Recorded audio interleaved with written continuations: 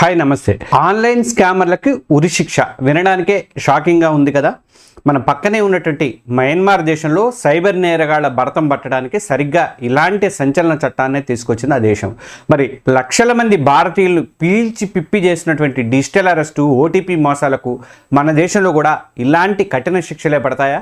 ఈ డిమాండ్ ఇప్పుడు ఎందుకు పెరుగుతుంది? అసలు వాస్తవం ఏంటో ఈ వీడియోలో తేల్చేద్దాం. Please subscribe news expose Telugu channel. ఇక మయన్మార్ ప్రభుత్వం సంచలన చట్టం తీసుకొచ్చింది. ఫ్రెండ్స్, సైబర్ నేరాల విషయంలో మన పొరుగు దేశం అయినటువంటి మయన్మార్ ప్రపంచంలోనే అత్యంత కఠినమైనటువంటి నిబంధనలను అమల్లోకి తీసుకొచ్చింది.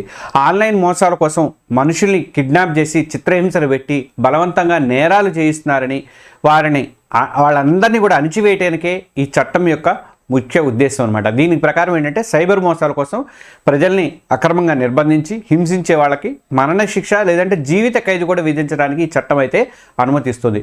ఒకవేళ వాళ్ళ హింస వల్ల బాధితులు ప్రాణాలు కోల్పోయినా నిందితులకు మరణశిక్ష వేయాల్సిందే అని చెప్పేసి చట్టం అయితే చెప్తోంది. ఇదేదో చిన్న చిన్న దొంగల కోసం తెచ్చినటువంటి చట్టం కాదు.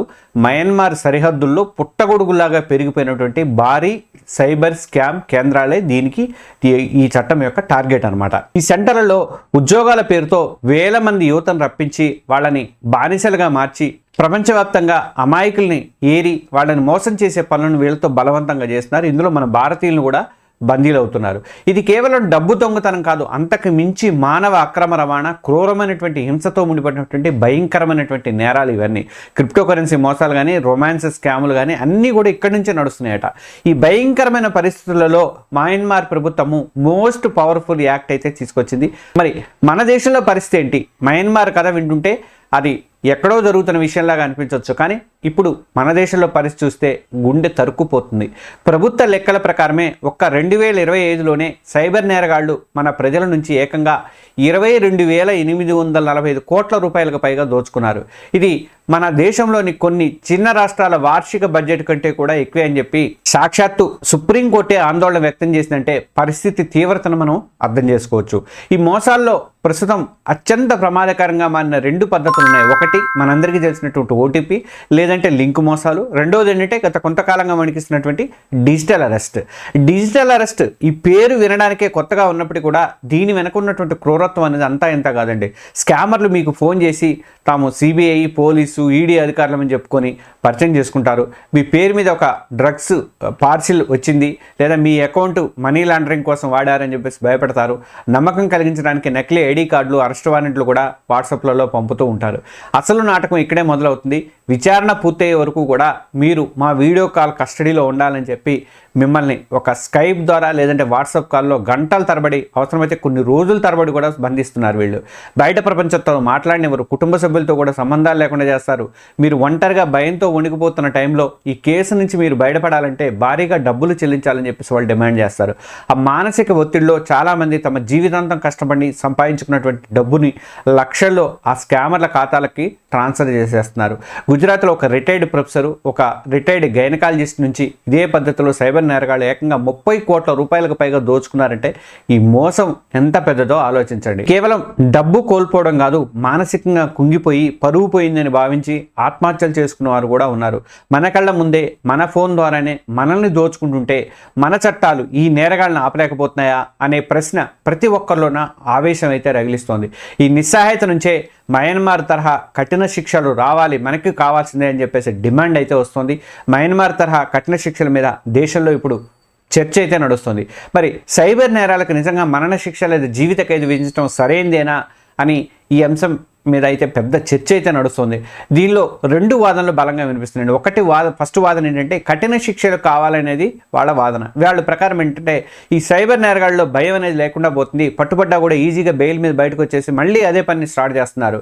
ఒకళ్ళ జీవితం నాశనం చేసేంత తీవ్రమైన నేరానికి శిక్ష కూడా అంతే తీవ్రంగా ఉండాలి. మరణ శిక్ష లాంటి భయం ఉంటేనే ఈ మోసాలు చేయడానికి జంకుతారు అని చెప్పేసి వాదిస్తున్నారు. ప్రజల జీవితకాల సంపాదన క్షణాల్లో దోచేయడం ఒక రకమైనటువంటి ఆర్థిక ఉగ్రవాదం లాంటిదే. కాబట్టి శిక్ష కూడా అదే స్థాయిలో ఉండాలని చెప్పి వాళ్ళు వాదిస్తున్నారు. ఇక రెండో వాదన ఏంటంటే ఈ కఠిన శిక్షలను వ్యతిరేకించే వాళ్ళ వాదన.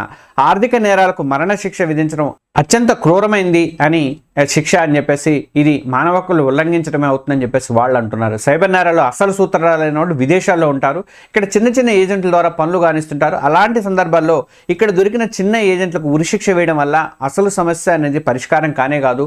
అంతేకాకుండా ఇలాంటి కఠిన చట్టాలను అమాయకులను ఇరికించడానికే దుర్వినియోగం చేసే ప్రమాదం కూడా ఉందని చెప్పేసి నిపుణులు అయితే హెచ్చరిస్తున్నారు. మరి భారతదేశ న్యాయ వ్యవస్థ ప్రధానంగా నేరస్తులను సంస్కరించడం మీదే దృష్టి పెడుతుంది, ప్రతీకారం మీద కాదు. అందుకే అత్యంత అరుదైన కేసుల్లో మాత్రమే మరణశిక్ష అనేది విధిస్తారు. అందువల్ల సైబర్ నేరాలకు మరణశిక్ష విధించడం మన న్యాయ సూత్రాలకు కూడా విరుద్ధం అనే వాదన కూడా బలంగా ఉంది. మరి అసలైనటువంటి పరిష్కారం ఏంటి? ఇది కేవలం శిక్షలు పెంచితే నేరాలు అవుతాయా, లేకపోతే మన సమస్య మూలాలను సరిదిద్దాలా అంటే నిపుణుల అభిప్రాయం ప్రకారం మనకు ఒకేసారి అనేక స్థాయిల్లో పరిష్కారం అనేది కావాల్సిందే. ఒకటి, చట్టాలను పటిష్టంగా అమలు చేయాలి. అన్నిటికంటే ముఖ్యంగా ప్రస్తుతం ఉన్న చట్టాలనే కఠినంగా అమలు చేయాల్సిన అవసరం ఉంది. డిజిటల్ అరెస్ట్ లాంటి కొత్త నేరాలను అరికట్టడానికి పటిష్టమైనటువంటి గైడ్ లైన్స్ రూపొందించాలని చెప్పేసి కేంద్ర ప్రభుత్వం, ఆర్బీఐ ఇంకా దర్యాప్తు సంస్థలు కలిసి పనిచేయాలని చెప్పి సుప్రీంకోర్టు గతంలోనే సూచించింది. ఈ కేసుల దర్యాప్తునకు సిబిఐకి అప్పగించాలని చెప్పి కూడా కోర్టు ఆదేశాలు ఇచ్చింది. ఇక రెండవది ఏంటంటే టెక్నికల్ పరిష్కారాలు. అనుమానాస్పద లావాదేవీలు పట్టుకోవడానికి బ్యాంకులు ఆర్టిఫిషియల్ ఇంటెలిజెన్స్ని వాడకాన్ని అనేది పెంచాలి.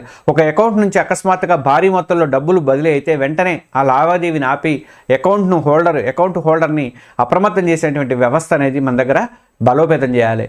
వేల సంఖ్యలో ఉన్నటువంటి నకిలీ సిమ్ కార్డులు కానీ మ్యూల్ అకౌంట్లు కానీ వాటిని కూడా తొలగించాలి. ఇక మూడోది ఏంటంటే అంతర్జాతీయ సహకారం కావాలండి. ఇది ప్రపంచవ్యాప్త సమస్య కాబట్టి పరిష్కారం కూడా ప్రపంచ స్థాయిలోనే ఉండాలి.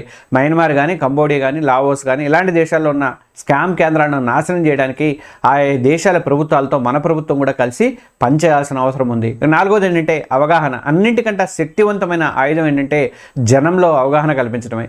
ఏ ప్రభుత్వ అధికారి ఫోన్లో డబ్బులు అడగరు, వీడియో కాల్లో అరెస్ట్ చేయరు అని ప్రతి ఒక్కరు కూడా గుర్తుపెట్టుకోవాలి. ఐదేంటంటే వెంటనే స్పందించడం. ఒకవేళ మీరు మోసపోయారని గ్రహించిన వెంటనే ఒక్క క్షణం కూడా లేట్ చేయకుండా national cyber crime help line number 1930కి కాల్ చేయాలి. మీరు ఎంత వేగంగా ఫిర్యాదు చేస్తే మీ డబ్బు తిరిగి పొందే అవకాశం అంత వేగంగా మెరుగుపడుతుంది. దీన్ని అధికారులు గోల్డెన్ అవర్ అని కూడా పిలుస్తున్నారు. మీరు ఆన్లైన్లో cybercrime.gov.in అనే వెబ్సైట్ ద్వారా కూడా ఫిర్యాదు చేయొచ్చు. ఫ్రెండ్స్, మయన్మార్ తెచ్చినటువంటి చట్టం అక్కడ హింసాత్మక పరిస్థితులకు ప్రతిస్పందన. భారతదేశంలో సమస్య స్వరూపం వేరుగా ఉండొచ్చు. ఇక్కడ మనకు కావాల్సింది కఠినమైనటువంటి శిక్షలు మాత్రమే కాదు, పటిష్టమైనటువంటి అమలు, స్పీడ్గా విచారణ, డబ్బును రికవర్ చేసేటువంటి సమర్థవంతమైనటువంటి వ్యవస్థ అనేది ఉండాలి. ఇంకా జనంలో విస్తృతమైనటువంటి అవగాహన తీసుకురావాల్సిన అవసరం కూడా ఉంది. ఈ తీవ్రమైనటువంటి అంశంపై మీ అభిప్రాయం ఏంటి? సైబర్ నేరాలకు మరణశిక్ష కరెక్టే అనుకుంటున్నారా, లేక మన వ్యవస్థను బలోపేతం చేస్తే చాలంటారా? మీ విలువైనటువంటి అభిప్రాయాన్ని కామెంట్స్ రూపంలో ఖచ్చితంగా తెలియజేయండి. ఈ వీడియోలోని సమాచారం చాలా ముఖ్యమైనది. ఇది కేవలం మీకు మాత్రమే కాదు, మీ ఫ్రెండ్స్ కానీ మీ కుటుంబ సభ్యులు కూడా తెలియాలి. ఇలాంటిది ముఖ్యంగా పింఛన్ తీసుకున్నటువంటి వయోవృద్ధులకు ఖచ్చితంగా తెలియాలి. వాళ్ళే ఎక్కువ మోసపోతున్నారు. వాళ్ళ కష్టార్జితాన్ని కాపాడటానికి, ఈ మోసాల గురించి వాళ్ళకి తెలియజేయడానికి ఈ వీడియోని ఇప్పుడే వాట్సాప్లో అందరికీ షేర్ చేయండి. మీరు చేసేటువంటి ఒక్కొక్క షేరు ఒక కుటుంబాన్ని నిలువున దోపిడీకి గురి కాకుండా కాపాడటానికి అవకాశం ఉంటుంది. జాగ్రత్తగా ఉండండి, సురక్షితంగా ఉండండి. ఇలాంటి మంచి వీడియోలు అందిస్తున్నటువంటి న్యూస్ ఎక్స్పోజ్ తెలుగు ఛానల్ని సబ్స్క్రైబ్ చేసుకోండి. Thank you. జై హింద్.